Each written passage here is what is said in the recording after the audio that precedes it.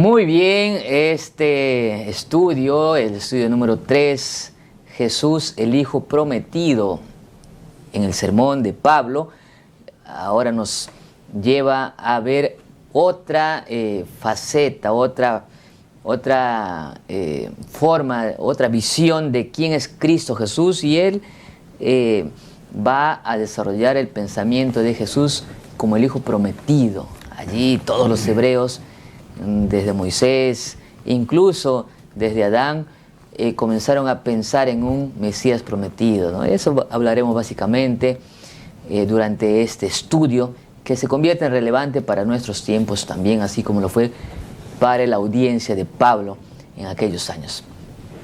Como siempre, queremos empezar el estudio de la Biblia, pero no sin antes empezar orando. ¿Verdad, Pastor Rubén? Necesitamos orar, ¿verdad? Para adentrarnos al estudio de la Biblia. Oremos, mis hermanos. Padre nuestro que estás en el cielo, gracias por esta linda oportunidad de abrir tu palabra. Pedimos que dirijas este estudio, que sea para gloria de tu nombre. En el nombre de Jesús. Amén. Como cada semana y en cada programa, queremos estudiar la Biblia utilizando el ciclo del aprendizaje, que tiene que ver con el motiva, el explora, el aplica y el crea. Así que sin más, empecemos con el motiva.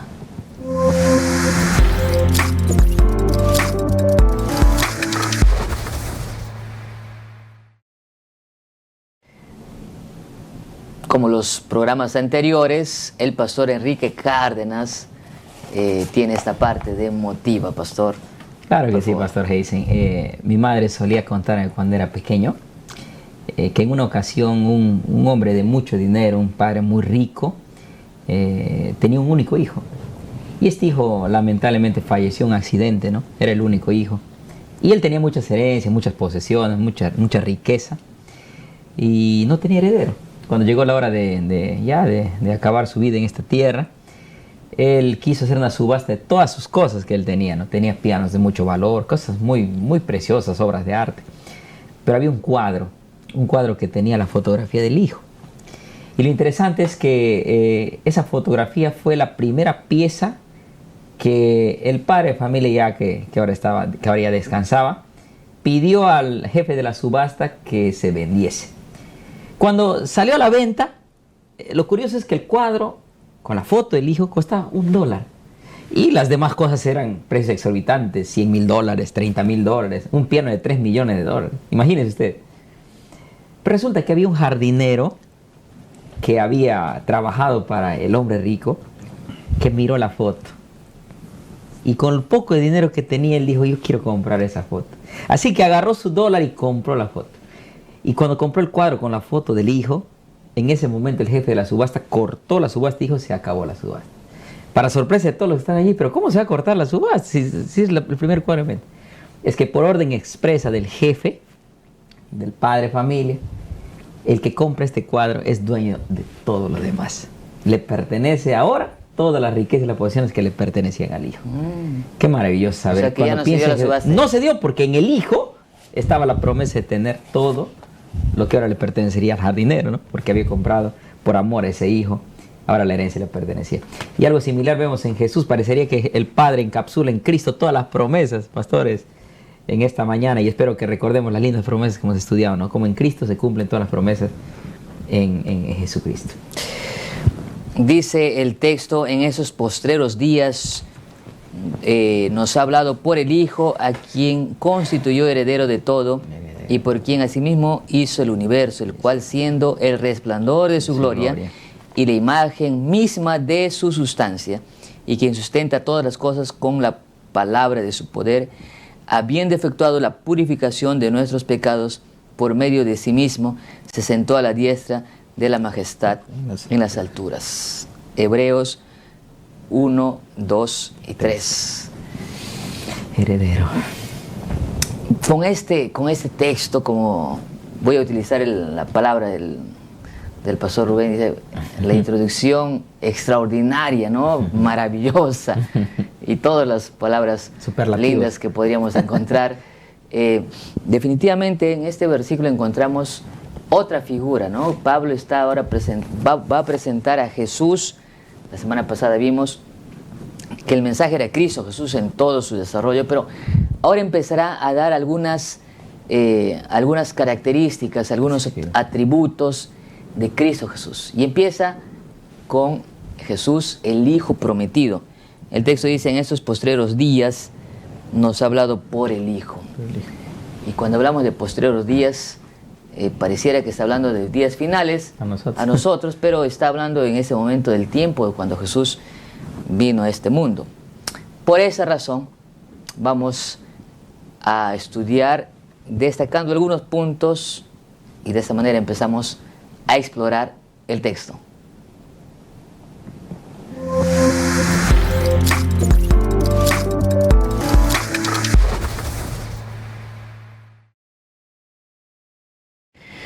Muy bien, aquí con los pastores hemos querido presentar en esta Explora de una manera, vamos a decir, una manera diferente a las anteriores. Vamos a centrarnos, pastor, en el texto literal. Vamos a tratar de hacer una exégesis resumida así del estudio, porque presta, ¿no? No hemos querido dividirlo en 2 o 3 partes como los estudios anteriores, ¿no? Porque queremos explorar la riqueza de este versículo que nos presenta como introducción y que va a ser en realidad todo el estudio, o lo que fue el estudio. Por ejemplo, en estos postreros días, en estos postreros días, domingo estudiamos eso. El día lunes Dios nos ha hablado por el Hijo. El día martes ese resplandor de la gloria de Dios. El día miércoles por quien hizo el universo. Y el jueves, yo te he engendrado hoy. Así que vamos a ir parte por parte. Usualmente, repito, no hacemos esto, pero presta el texto para estudiarlo de la siguiente manera. El pastor Montero va a ser uno de los más felices con esto. Pastor Rubén, en esos postreros días no se refiere a nosotros, sino al tiempo de Jesús. Sí, el apóstol Pablo, porque creemos que Pablo escribió esta carta. No, ya dejamos sentado, pastor. Ya se quedó. El apóstol Pablo, en su tiempo, describe en estos postreros días. Claro que cuando uno lee y dice en estos postreros días, yo lo leo en el año 2022, como ahora, ¿no? Y entonces es postreros días. Pero Pablo, cuando escribía en estos postreros días, lo que nos está indicando es que los postreros días, desde el punto de vista bíblico, empiezan con la manifestación de Jesucristo en la tierra. Tremendo. ¿No? Los postreros días. Pastor, por eso había un pastor que decía, nosotros estamos viviendo el fin del tiempo del fin. Exactamente. ¿Qué le parece, pastor? Me parece perfecto, ¿no? Porque le da un sentido de mayor, digamos, urgencia a esta última parte de la historia. Como el tiempo suplementario. Los extras. El extra del tiempo suplementario. Claro, ¿no? Claro. En la estatua de Daniel estamos en la punta de la uñita, ¿no? Ahí arribita, ya, finalizando. No sé si la uña, ¿no? Pero en la parte final. La parte final del dedo. Rubén. Bueno, esta frase en los postreros días es una frase usada también en otras partes de la Biblia, sí, ¿no? sí. Entonces, el propio apóstol Pablo. Por lo tanto, es interesante nuevamente que el lenguaje de Pablo no es único aquí en Hebreos, también en otros lugares los repite, Sus cartas. pero el concepto tendríamos que poder diferenciarlo, por ejemplo, con el que Daniel, cuando habla acerca de los postreros días, él dice el tiempo del fin. ¿No? En Apocalipsis capítulo 12, él habla acerca del tiempo del fin. Entonces, podríamos decir que el tiempo del fin viene a ser un poquito más al fin del tiempo que lo que sería en los postreros días. Sin embargo, ya el apóstol Pablo tenía interiormente la certeza y comunicaba esa certeza a la iglesia que se estaba viviendo en su tiempo en los postreros días. Exactamente. Pastor Enrique. Igualmente, cuando hacemos un análisis un poquito más detallado, pastor, van apareciendo elementos que nos remiten inclusive al Edén, al inicio. Porque cuando habla de la venida del Hijo, está hablando del cumplimiento de la promesa del protoevangelio de Génesis 3:15, ¿no es cierto, pastor? Porque cuando Adán y Eva, triste y funestamente para nosotros los seres humanos, pecaron, viene la promesa de la descendencia del Hijo. Y les dice en Génesis 3:15, no, pondré enemistad entre ti y la mujer. Y el hijo de la simiente, refiriéndose ya a Cristo como el que iba a traer la cura a todos los problemas, no solo para la humanidad entera desde su inicio, desde su caída, sino para todo ser humano que por la fe alcance hasta el fin de los tiempos, ¿no? Esa es la promesa dada en Jesús, el hijo primogénito, ¿no? Ahora, es importante ir hasta el Génesis, y de paso la lección también hace de manera Nos envía ya. de introducción, nos envía allá, porque también la lección titula El Hijo Prometido. Ya la promesa. Claro, la promesa está desde el libro de Génesis, solamente que las palabras fueron dirigidas a la serpiente, ¿no? Sí. Porque Sí, esa es fue la verdad, serpiente, realmente. ¿no? Entonces, sin embargo, Adán y Eva estaban escuchando esas palabras Y a la Moisés serpiente lo registró para y todo el pueblo, ¿no? tomaron eso como Es la verdad. promesa. Y allí se encuentra la primera vez que Dios ofrece la venida de la Jesús, simiente de la mujer. simiente de la mujer. Ese es Jesucristo, ¿no? Y pondré enemistad entre ti y la mujer, entre tu simiente y la simiente suya. Ujú. La simiente de la mujer. Ese es el Señor Jesucristo.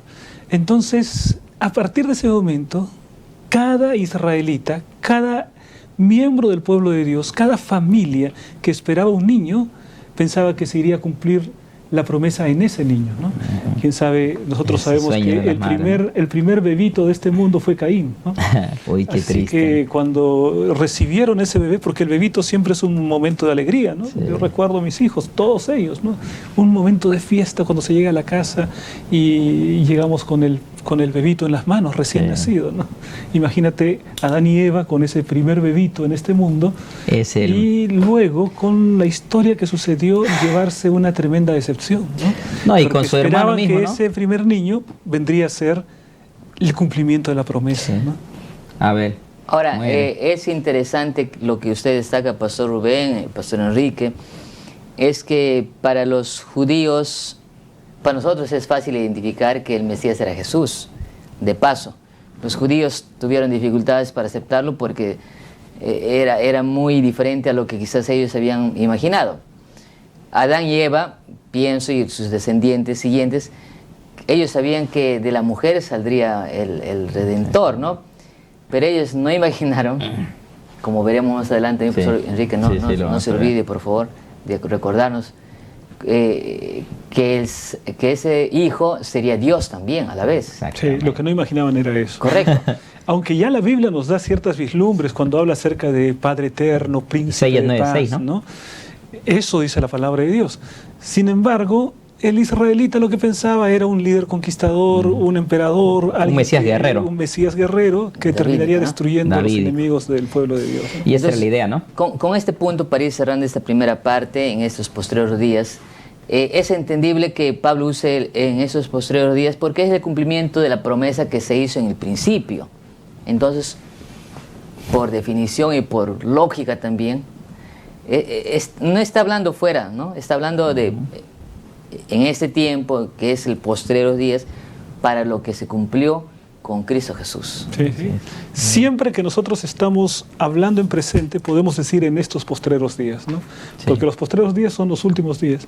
Lo que está diciendo es actualmente, No, o en este tiempo, pero Sí. está hablando de esto, ¿no? mi mamá, hasta yo también digo, ¿no? Estamos viviendo los tiempos finales. Es una expresión. También ya. le digo, ¿no? Ya Ya usada. tiempos finales ya es otra, pero también es No, real, no, pero también es una manera de decirlo, ¿no?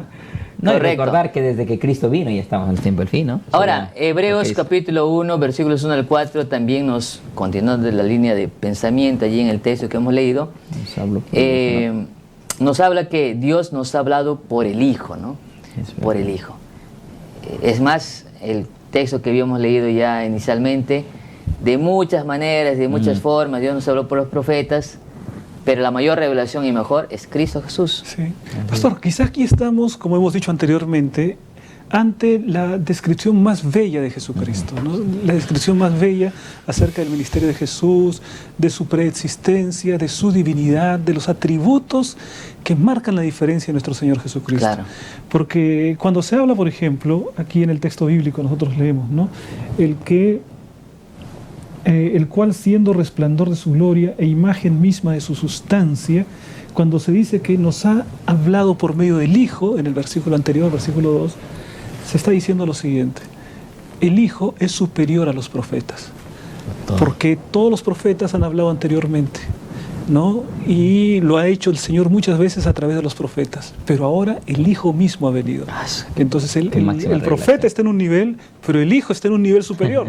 Entonces lo que está diciendo es: a Dios fue tan misericordioso con la humanidad que no se contentó con enviar mensajeros, sino que Él mismo vino a darnos el mensaje. Ahora, esta declaración, Pastor Enrique, es muy, muy serio y no debe ser tomado así como superficial o simple, porque para un judío como fue el público, o judío cristiano, no había mayor profeta que Moisés. Y sí, pastor, porque en la mente de los judíos, hablar de Moisés era hablar del máximo. O sea, después de Dios estaba Moisés, ¿no? Mejor dicho, prácticamente. Así, tanto así era, pastor. Sí, es que era es más, en el Moisés mundo, es casi el fundador de la religión judía, ¿eh? Es más, ellos pensaban que iba a ser un nuevo Moisés el que se levantaba, sí, ¿no? Sí. El que era el hijo descendiente de los hermanos, ¿se acuerdan? Era uno similar a Moisés. Pero cuando presenta a Cristo, Profetos es extraordinario. Dice, ¿no? Es extraordinario, pastor, porque dice, Dios ya habló de muchas maneras antes por la palabra hablada. Habló por sus profetas, por la revelación general y la revelación de las Escrituras. Pero ahora va a hablar por una revelación especial. Y esa es la revelación especial. Como iglesia nosotros creemos que es Jesucristo. Por Cristo, la palabra encarnada. La palabra encarnada, exactamente. O sea, de los profetas que son la palabra hablada, exactamente, que nos legaron la palabra escrita, pasamos por medio de Jesucristo a escuchar a la palabra encarnada. Exactamente. En teología, y cuando hablamos de Sagrada Escritura, siempre hablamos de la revelación general, la revelación especial, ¿no? Especial la de Cristo. Y esa es la revelación de Cristo, las Escrituras, ¿no? La revelación de las Escrituras. Hablamos de la naturaleza, que también revela a Cristo, sí, las Escrituras. Pero me llama la atención, pastor, aquí en esta idea, dice aquí, quería leer textualmente, dice: no obstante, la revelación a través de Jesús era superior a la revelación que Dios había hecho a los profetas, porque Jesús es un medio mayor de revelación.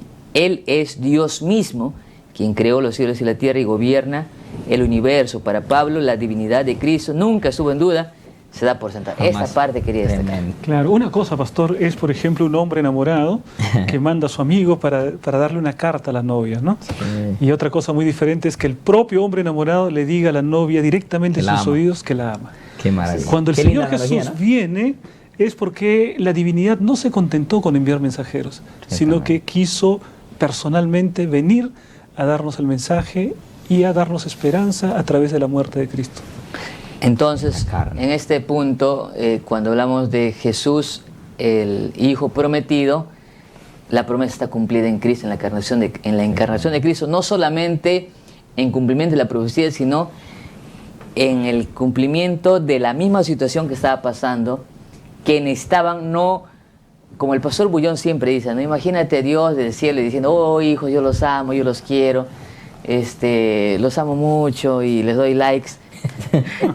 y sería un amor a distancia, ¿no? Un amor platónico. Y un amor a distancia, pero un amor así bien acomodado, pues no es diplomático nomás, ¿no? Pero Jesús vino, ¿no? Aquí en esta parte dice, ya no se contentó con los profetas o con los mensajeros, sino Cristo Jesús se hizo carne.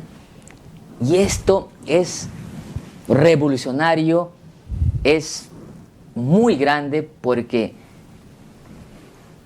que me digan eso en un momento difícil es como cuando dice: no temas, tranquilo. Sí, y marca la introducción de Dios en la historia de este mundo, porque el Señor siempre actuó en la historia del mundo, y siempre está dirigiendo, pero intervenir como protagonista en la historia del mundo, ahí ya y una intervención, y divide la humanidad en dos, ¿no? Antes y después de él, ¿no? Y una intervención, pastor Enrique, rara, pues, ¿no? Eso es lo que... Una intervención no apoteósica, no grande, con ángel portentosa, sino sencilla, simple, y que también eso les confundió a algunos, ¿no? Claro, vino a nacer entre las clases más oprimidas. Exacto. Yo creo que pocos son los que han nacido en un pesebre, por ejemplo, ¿no? La mayor parte de nosotros hemos nacido o en una casa, o en una clínica, o en un hospital. Jesucristo nació en medio de los animales. Es decir, el origen más humilde para el rey más encumbrado. Qué tremendo.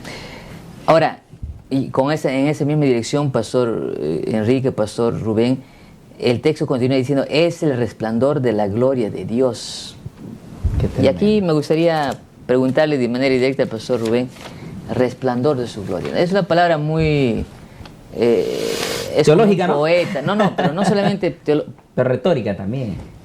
Es bonita porque describe. Hace una descripción ahí bien, bien linda, ¿no? Sublime, pero para demostrar la magnitud que representa Jesús, resplandor de la gloria de Dios. De paso, la gloria de Dios es un tema bien amplio en la Biblia, Sí. que representa el carácter, ¿no? etcétera. Pero, Sí. pero quizás podría... Quizás podríamos explicarlo como las capas de una cebolla, ¿no?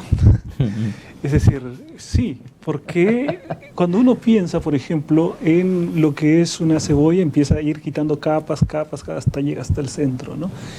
Podríamos decir que hay manifestaciones exteriores como la luminosidad, como el fuego abrasador, que son exteriores, ¿no? Pero la gloria de Dios es mucho más que eso. Y llegando a alcanzar al propio ser de Dios, ¿no? Elena de White, cuando comenta el versículo que dice que somos transformados de gloria en gloria, ella dice, somos transformados de carácter en carácter. Sí. Por lo tanto, la gloria de Dios tiene que ver con el carácter. Su esencia. Pero lo que a nosotros aparece a primera vista, o al ser humano aparece a primera vista, por lo menos en Éxodo, fue esa manifestación de fuego abrasador. Lo leo. Que no lo podía tolerar el ser humano. Sí, dice Éxodo 24, 16 y 17. Y la gloria de Jehová reposó sobre el monte Sinaí, y la nube lo cubrió por 6 días, y al 7º día llamó a Moisés de en medio de la nube. Y la apariencia de la gloria de Jehová era como un fuego abrasador en la cumbre del monte a los ojos de los hijos de Israel. O sea, la impresión directa por la vista era de fuego abrasador. Correcto. ¿No? Entonces, exteriormente podemos decir que la primera manifestación es así de fuego, de luz, de resplandor. ¿No? Ahora, Tremendo. utilizando esas dos declaraciones que se dio de carácter y de resplandor, ¿qué cosa está diciéndonos en otras palabras Pablo aquí, Pastor Enrique? Lo que está tratando de decirnos es que, así como por ejemplo en cuanto pensamos en el sol, ¿verdad? Somos conscientes de su existencia por su calor, por la emanación de luz que hay, sabemos que está allí. Cuando pensamos en Cristo es igualito. Cuando pensamos en Cristo estamos pensando y viendo al mismo Dios, pero en carne humana, ¿no? En su presencia. Por eso es que es el resplandor directo, la extensión de Dios. Es lo que que le dijo Jesús, ¿no? Le dijeron los discípulos a Jesús, muéstranos al Padre. Dice, pero tanto tiempo estoy aquí con vosotros y no me veis. Y no me... Pastor Rubén. ¿Quién me ha visto a mí? Sí, bueno, justamente el ejemplo que da el pastor es muy interesante, porque lo que nosotros vemos del sol no es precisamente los millones de bombas atómicas que simultáneamente explotan. Lo que vemos simplemente es el resplandor. Y entonces nosotros no vemos al Padre, pero a través de Jesucristo y la descripción que la Biblia nos da de Jesucristo, podemos ver al Padre. Por eso es el resplandor de la gloria. Ahora, lo que usted dice y lo que ustedes, pastores, nos dicen es realmente importante, porque hasta aquí, hasta antes de Jesús, todo lo que se conocía de Dios era por los profetas. Por los profetas, sí, pero también por lo que Jesús hizo de manera portentosa, ¿no? O de lo que Dios, la creación, llámese el cruce del Mar Rojo, las teofanías, ¿no? La vez en que Dios ayudó a su pueblo, libró, etc. Pero aquí está presentándonos ahora como aquel que es un representante, pastor. Bueno, cuando nosotros vemos allí, vicario, efectivamente es representante del Padre, porque nos muestra el Padre, y el Espíritu Santo es el representante de Cristo en nuestro corazón. Y nosotros somos representantes de Cristo al mundo. Somos la luz de Cristo en el mundo. Es decir, en la medida en que estemos unidos, ¿no es cierto?, a Jesucristo, entonces somos representantes de Él. Pero hay una cosa interesante, ¿no? Cuando se habla acerca de la luz, lo contrapuesto a la luz es la oscuridad, ¿no? Pero lo único que existe realmente es la luz, porque la oscuridad simplemente es ausencia de luz, ¿no? Entonces, en realidad también es lo mismo con respecto del bien y del mal. El mal tuvo un inicio y tendrá un final. Lo que realmente existe por los siglos de los siglos es el bien, encarnado el bien en el gran Dios del cielo, y en Jesucristo su Hijo y el Espíritu Santo. Y la maldad es la ausencia del Dios, ¿no? La ausencia. La maldad es exactamente, por antónimo, ¿no? La maldad no tiene existencia en sí misma, sino como desviación del bien. La ausencia de Dios. No como distorsión del bien. Ahora, el texto también nos lleva a pensar en que no solamente representa el carácter de Dios, o sea, cuando pensamos en Jesús, estamos pensando en Dios por lo que hizo. Qué privilegio, ¿no? Qué privilegio y qué triste también a la vez los que tuvieron la oportunidad de relacionarse con Cristo Jesús. Qué privilegio. ¿Soñaron alguna vez, pastor? Yo soñé en alguna ocasión y dije, ¿cómo hubiera querido haber tocado a Jesús como los discípulos? Y en una ocasión, pastor, tuve el privilegio de soñar, así que lo toqué, ¿no? Pero ¿cuánto hubiera querido tocarlo, no? Qué privilegio, pastor. No sé si ustedes han tenido esa experiencia, pero no sé. El sueño no. Nunca he soñado así. Pero, claro, no es un sueño profético ni nada, es un deseo del corazón de un jovenzuelo, ¿no?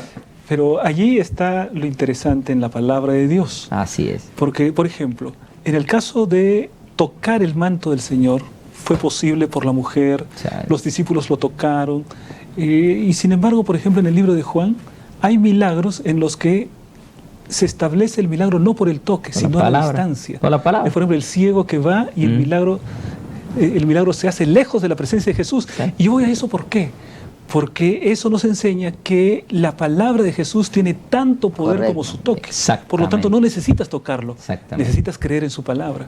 Porque su palabra tiene tanto poder como su toque. Y aquí va lo segundo, ¿no? Y en la línea del desarrollo del texto, porque aparte de ser su resplandor, nos dice que por Él son todas las cosas. Por quien hizo el universo. Creador. Está hablando de Entonces, Juan 1. Cristo Jesús no es solamente el primogénito prometido, el primogénito que viene para mostrarnos mejor al Padre, la revelación, sino también es el creador, pastor. Sí, y no solo el creador, pastor, es el sustentador también del universo. Sí. Ahí nos remitimos a Juan 1. Claro, ¿no? Entonces ahí entramos para algunas personas en un problema lógico. Correcto. ¿No? En un problema de lógico, y como es un problema lógico, no se va a resolver a nivel lógico. Ese es un problema que no se resuelve en la razón. Porque, ¿cuál es el problema? Génesis 1:1, en el principio creó Dios los cielos y la tierra. Correcto. Y asumimos que es el Padre. Exacto. Pero vamos a Juan capítulo 1, versículo 1, en el principio del verbo, y el verbo era Dios, y dice que por medio de él fueron hechas todas las cosas. Entonces, ¿quién creó? ¿El Hijo o el Padre? Porque la Biblia afirma que el Padre es el creador, y también la Biblia afirma que el Hijo es el creador, y también la Biblia afirma que el Espíritu se movía sobre la faz de las aguas en la creación. ¿No? Ese es un problema para aquel que quiere entender todo lógicamente. ¿Cómo puede ser el Padre si además también es el Hijo y además es un solo Dios? Eso nos da la idea de lo que es la pluralidad y solo puede resolverse a través de la revelación, la doctrina bíblica de la deidad, de la Trinidad, ¿no? Dios Padre creador, Dios Hijo creador y Dios Espíritu Santo participando de la creación. Sí. Solo a través de la doctrina bíblica de la Trinidad, ¿no? Exactamente. Ahora, dice acá, ¿no? Algunos piensan que Jesús fue un instrumento a través del cual Dios creó. En la dirección que usted está diciendo, ¿no? Que Dios no es el creador, sino que fue el instrumento. Pero Jesús es el Señor que creó el mundo, no fue un mero ayudante. Hebreos 1:10 dice que Jesús es el Señor que creó la tierra y los cielos, y Pablo también le aplica a él lo que dice el Salmo 102, 25 al 27 acerca de que el Señor, o Yahvé, como creador, y va a dar algunas razones más. Jesús no fue el ayudante de la creación, fue el creador mismo. Sí. Y no solo habla de este mundo, ¿no? Está hablando del cosmos en el griego, que es el universo entero. Está hablando de la creación de los mundos sobre mundos. Está hablando de la totalidad de la existencia del universo. Claro. Y ese es Jesucristo, ¿no? Y también nos muestra que Él es anterior a la creación. Exacto. Por lo tanto, no es creado. Exacto. Correcto. No es porque una de las grandes equivocaciones respecto de la naturaleza de Cristo histórica, ¿no? Desde el arrianismo en adelante, es enseñar que Cristo es un ser creado o es un Dios menor. Y la palabra de Dios nos dice que no, que Él es creador. Creador. Claro, eso porque dicen que es el primogénito de la creación, ¿no? Malentendido el texto, ¿no?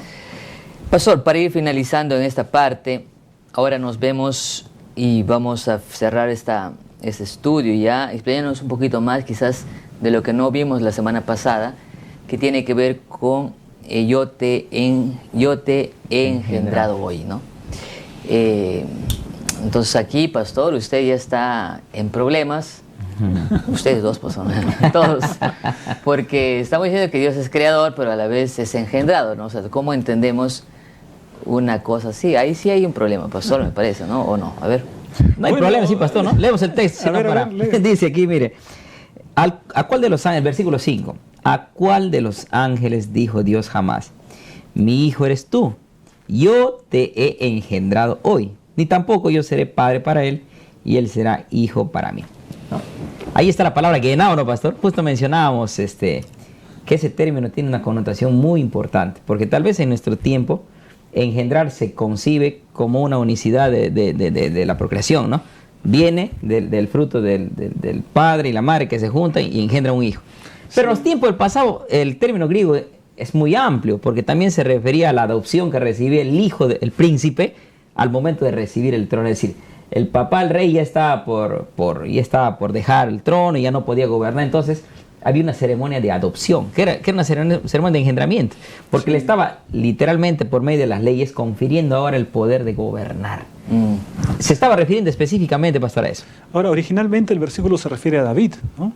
Salmo 2, ¿no? ¿No es cierto? Originalmente se refiere a David. Correcto. Y después tiene su cumplimiento en el Señor Jesucristo, utilizando ese primer versículo como tipo de lo que sucedería después, ¿no es cierto? Pero aquí hay algo que tenemos que tener en cuenta. El engendrar, por ejemplo, Pablo también dice, engendré en mis prisiones. En mis prisiones, a Tito. O sea que Pablo engendró a Tito, o que Pablo engendró a la iglesia. Entonces, ¿cómo es esto? Pablo engendró, es decir, ¿con qué señora Pablo engendró a la iglesia, no es cierto? ¿Con qué hermana? No, es decir, está hablando, por supuesto, de modo metafórico, ¿no? Está y diciendo, es la misma palabra, pastor. Espiritualmente, claro, está diciendo espiritualmente, lo engendré espiritualmente porque le compartí el Evangelio y aceptó a Jesucristo. De alguna manera, el que comparte el Evangelio se convierte en alguien que engendra espiritualmente a otra persona, ¿no es cierto? Lindo, ¿no? Porque lo lleva el Señor Jesucristo. La riqueza de una palabra, ¿no? Engendrar no puede reducirse únicamente en este versículo al hecho de pensar que sea hijo de, engendrado en el sentido físico, sino habríamos que ver en el sentido espiritual. Y en el caso del Señor Jesucristo, el engendrar no tiene que ver con lo que mencionó el pastor allí, que tiene que ver con la adopción de Jesucristo en ese momento, ¿no? Para el encumbramiento como soberano después de haber muerto y resucitado, pero también engendrar no tiene que ver con el inicio, porque Cristo ha existido siempre, ¿no? Si se engendra en algún momento, es lo mismo de que decir que tiene un inicio. Claro. Pero la palabra de Dios dice que Jesucristo es el mismo ayer, hoy y siempre. En Hebreos mismo. Es eterno, en el mismo libro de Hebreos. Por lo tanto, no podría ser engendrado y tener un principio. No es principio de existencia, sino es adopción por parte del Padre en el marco del plan de la salvación. Exactamente, correcto. Tremenda, ¿no? Qué profundidad. Wow. Y aquí en el comentario nos habla de la naturaleza de Cristo, ¿no? Hablar de eso es un tema tan profundo, pastor. Sí. El tema... No lo vamos a hablar, o si prefieren no lo hablamos, ¿no? No, sí. Tenemos que hablar. Hay que tocarlo porque está en la lección. Hay una idea en ciertos adventistas incluso de que Jesús pues tuvo una naturaleza muy diferente a la de nosotros, ¿no? Por cierto, claro, era Dios mismo, pero se habla de, por ejemplo, de la naturaleza la prelapsariana, poslapsariana. En dichos más sencillos, pastor, ¿cómo podríamos explicar eso? Bueno, prelapsariana sería... es un problema que nos hemos creado, la verdad, los seres humanos siempre inventándonos problemas, ¿no? ¿Cuál fue la naturaleza con la que vino el Señor Jesucristo? ¿Con la naturaleza de Adán antes de pecar o con la naturaleza de Adán después de pecar? Prelapsariana significa antes de pecar.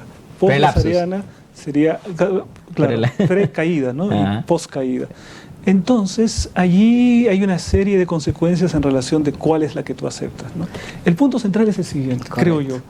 El punto central es que hay que recordar que la naturaleza de Cristo es única en todo el universo. Sui generis, que no hay nadie como Cristo. Nada ni nadie. No hay nadie como Cristo porque Él tiene naturaleza humana y divina al mismo tiempo. Solo Jesús tiene esa naturaleza. Y Elena de White dice, ¿no? En el deseo de todas las gentes...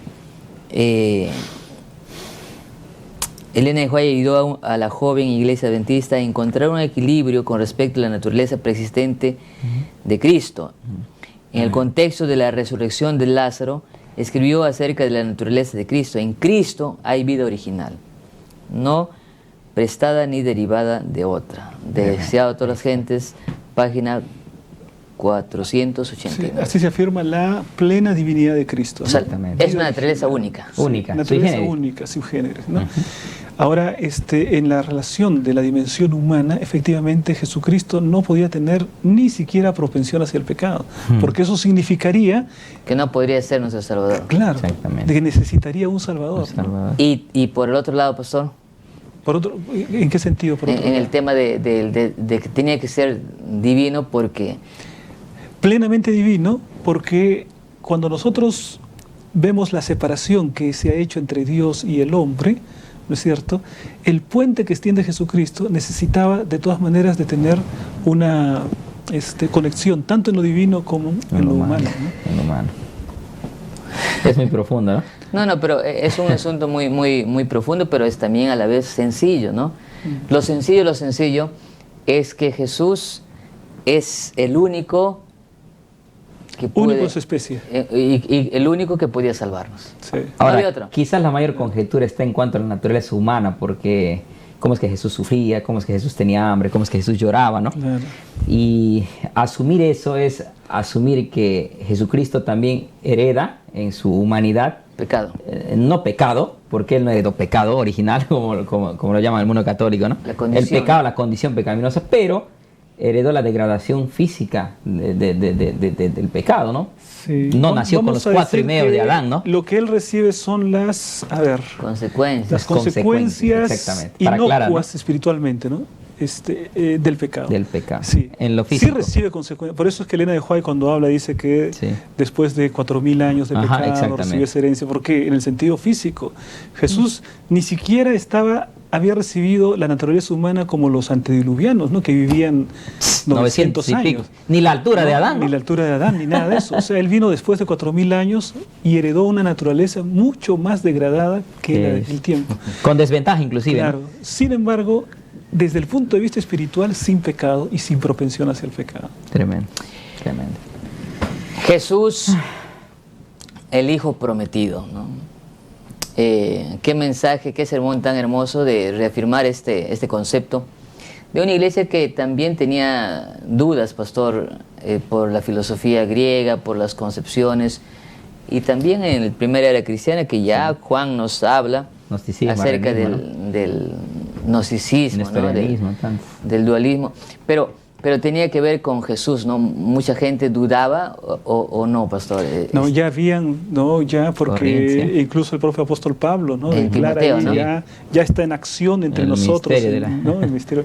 Entonces ya desde ese tiempo habían Entonces, Juan mismo, ¿no? Cuando hace defensa de los la... Gálatas, por ejemplo, ¿no? niega Corintios, que viene en la ¿no? carne. Correcto, entonces por eso es el mensaje es propicio. Ahora, estamos bien en ese tiempo, también en una situación similar, es importante por eso predicar a Cristo como lo que es, ¿no?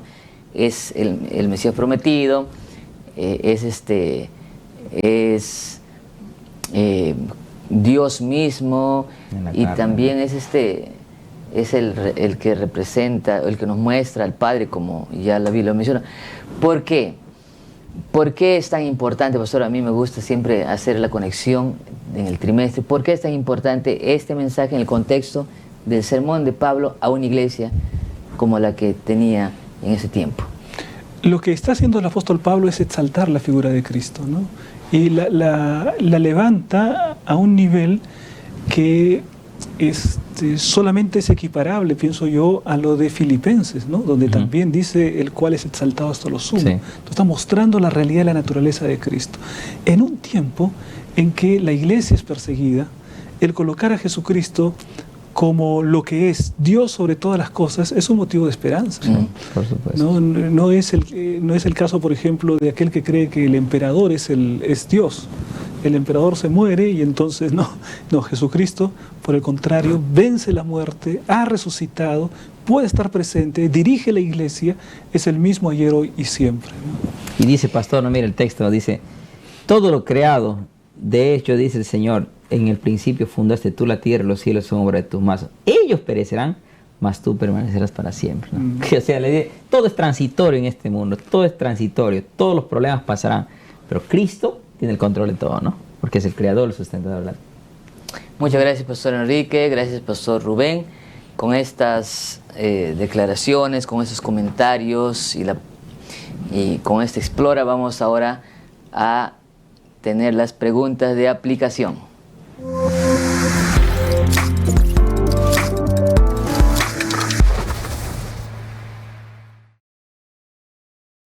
¿Crees, Pastor Rubén, que hoy debemos equilibrar nuestra teología con nuestra práctica cristiana? Si es así, ¿cómo? Bueno, no solo ahora, ¿no? sino siempre ese es el desafío.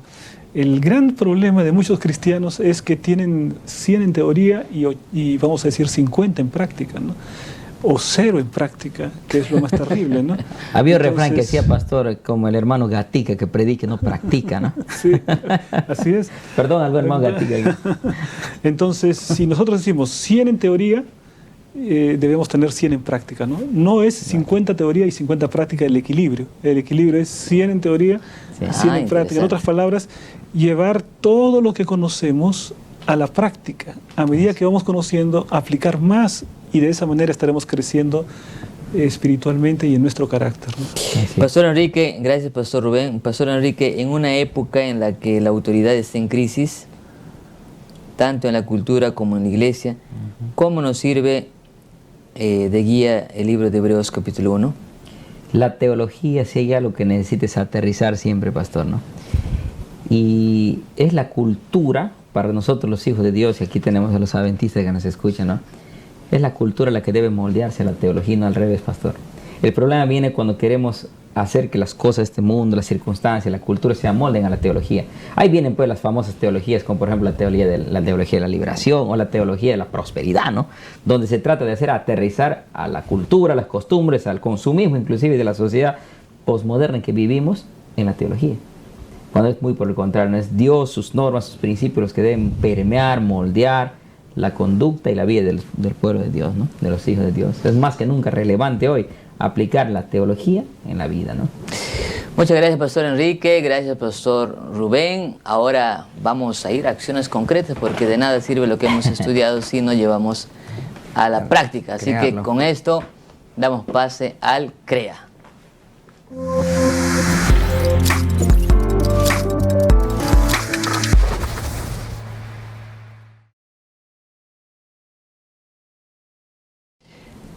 Acciones concretas, ¿no? ¿Qué debemos hacer, Pastor Enrique, Pastor Rubén, después de estudiar esta lección 3 del trimestre? Pastor, me gustaría dar una tareita. Hay un libro maravilloso que todos seguramente tenemos los adventistas, y que es el libro El Deseado de toda la gente. Me gustaría decirle, pastor, ahí a nuestros amigos que nos escuchan, que puedan buscar ahí en ese maravilloso libro algunas citas, algunas referencias, que hay varias de paso, con respecto a la naturaleza sui generis de Cristo, para que luego comparta con alguien que tiene algún poquito más de problema para entender esta verdad. Así que busca tu libro, El Deseo de toda la gente, si anda a buscar esa tarea y comparte por cualquier medio. Pastor Rubén. Bueno, algo así también, ¿no? Porque la manera de poder aprender mejor es enseñar y compartir lo que uno va aprendiendo, ¿no? Entonces, mis hermanos, podría ser buscar algunos textos del Espíritu de Profecía donde se exalta la figura de Jesucristo. Hacer algún mensaje bonito y compartirlo con tu familia, con tus contactos, con tus conocidos. Amén. Yo me quedé impresionado. Realmente esas tareas... yo tengo uno más, permítame por favor. No te olvides, sé parte del proyecto Sí. Amén, amén. Hay muchas maneras de compartir la palabra de Dios.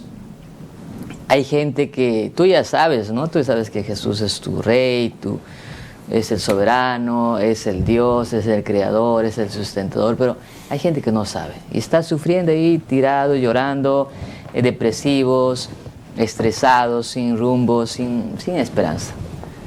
¿Por qué no llegar a él, a aquel vecino, a aquel amigo, con ese mensaje de esperanza, de que hay solución en Cristo Jesús, que Jesús y sus promesas están también disponibles para nosotros? Para ellos. Amén. Amén. Y para ellos, por supuesto, también.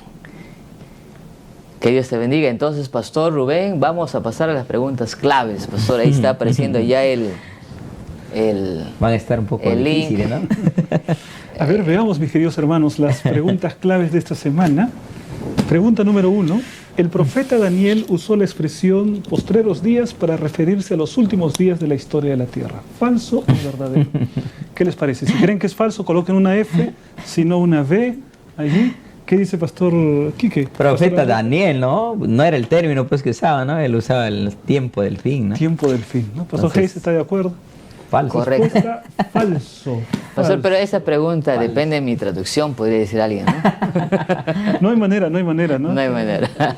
Pregunta 2. Era otro idioma, ¿no? El Antiguo Testamento comunica un verdadero conocimiento de la voluntad de Dios. ¿Falso o verdadero? Bueno, El Antiguo Testamento, claro. Bueno, en Jesús, claro, es la revelación de Dios, pero en Cristo es la revelación total, ¿no? Plena. claro. Pero Pero es el la Antiguo verdad. Testamento comunica un verdadero conocimiento de la voluntad de Sí, Dios. sí. Sí. Verdadero, Sí, es mis verdadero. hermanos, Claro. verdadero. 3. Los seres humanos llevan la imagen de Dios, pero no su naturaleza. Pero Jesús sí comparte la misma naturaleza con el Padre. ¿Falso o verdadero? Cierto.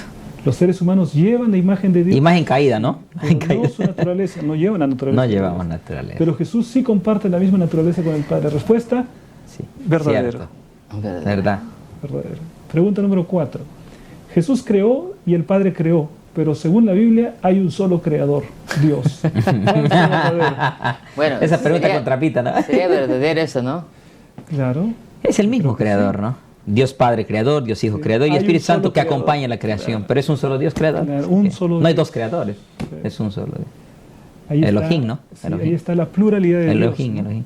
Y vamos con la pregunta 5 y final. La palabra engendrado, aplicada a Jesús, se refiere al comienzo de su existencia.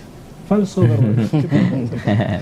Está con tapita, ¿no? Más falso que billete de 500 soles. O De hay, billete 5 soles. ¿hay billete de 500 soles? En Azángaro hay.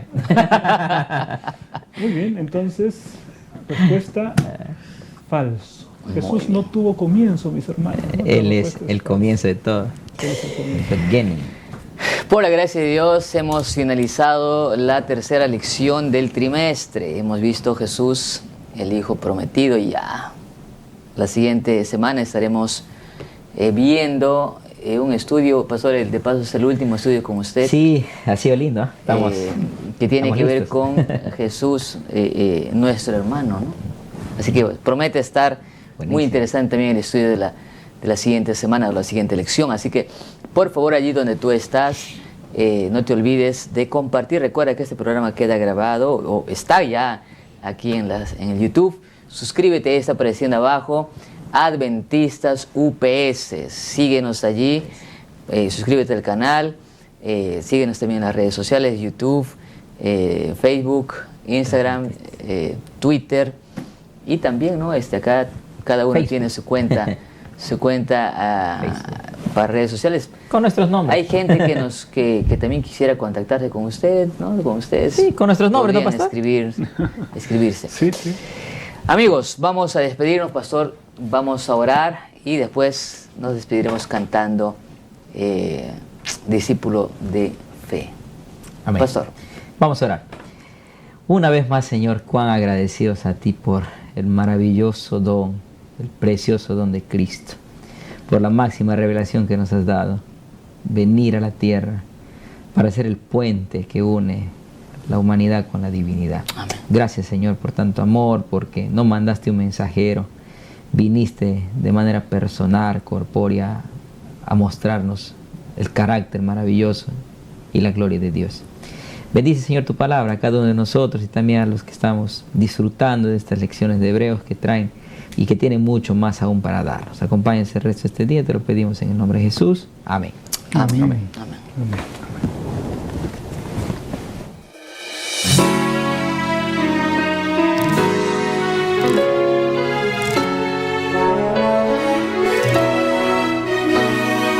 Todo fiel discípulo del buen Jesús demostrará su amor y lealtad. En el diario estudio de nuestra lección y la palabra viva de Jesús.